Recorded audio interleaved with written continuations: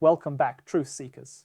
Today, we're playing the role of economic detectives, investigating if President Biden really spelled the doom for the dollar's global reign.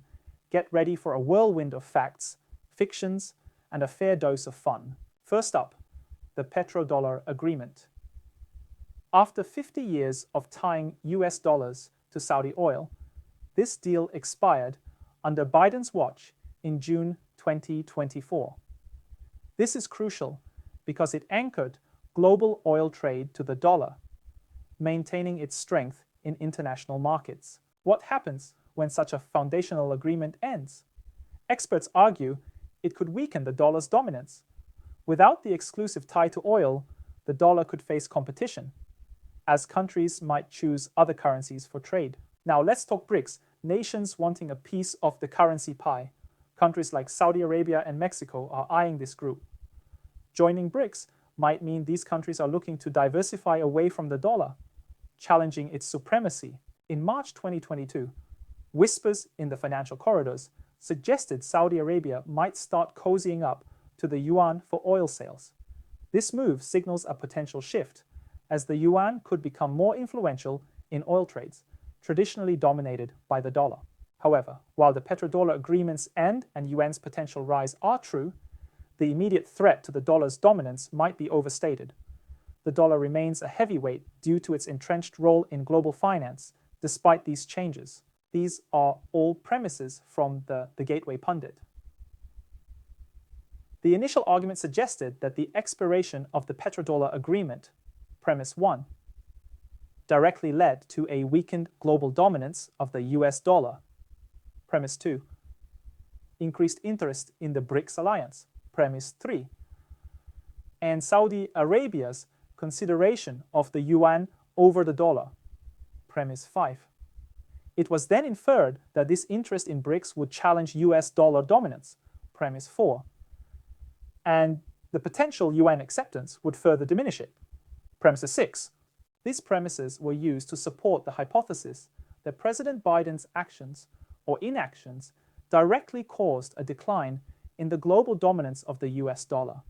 However, upon closer evaluation, it becomes evident that premises 2 and 4, which suggest that the end of the petrodollar agreement would directly weaken the US dollar's global dominance, and that the BRICS alliance would offset this dominance, are both categorized as fiction. This disconnect indicates that these conclusions do not logically follow from the initial premises, making the subsequent connection to the overall hypothesis weak and unsupported by the given evidence.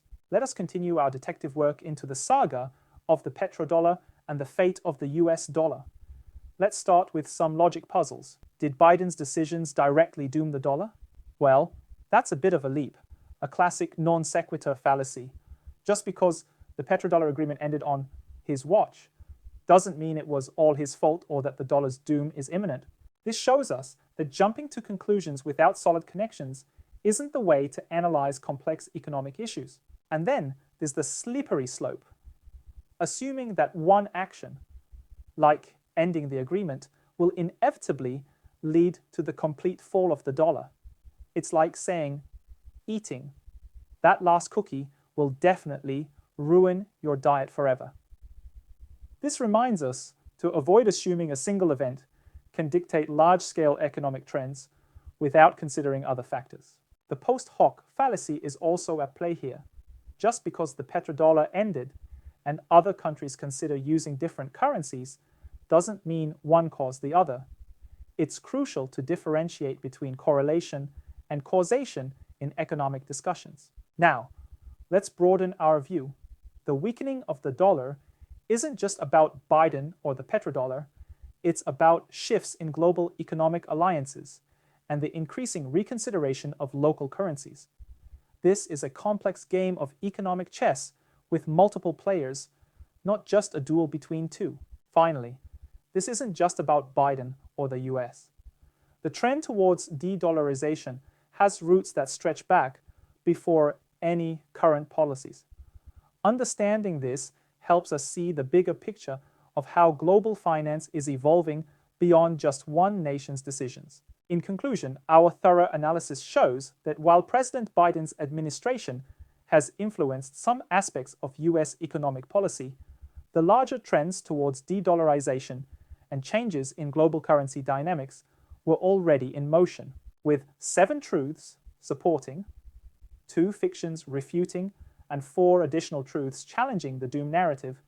We see that the reality is a blend of continuity and change. In conclusion, President Biden's decision not to renew the petrodollar agreement has led to Saudi Arabia considering significant shifts, including joining the BRICS alliance or potentially another alliance, accepting the Chinese yuan or another alternative currency, altering their economic policies, technological advancements, and geopolitical strategies.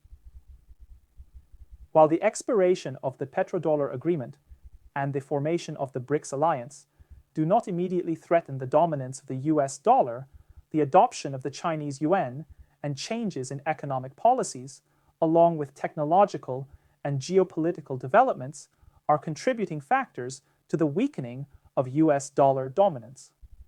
Although Saudi Arabia's shifts may not translate into immediate or unavoidable policy changes, they reflect a broader, long-term trend towards de-dollarization. The trend began prior to the current US administration.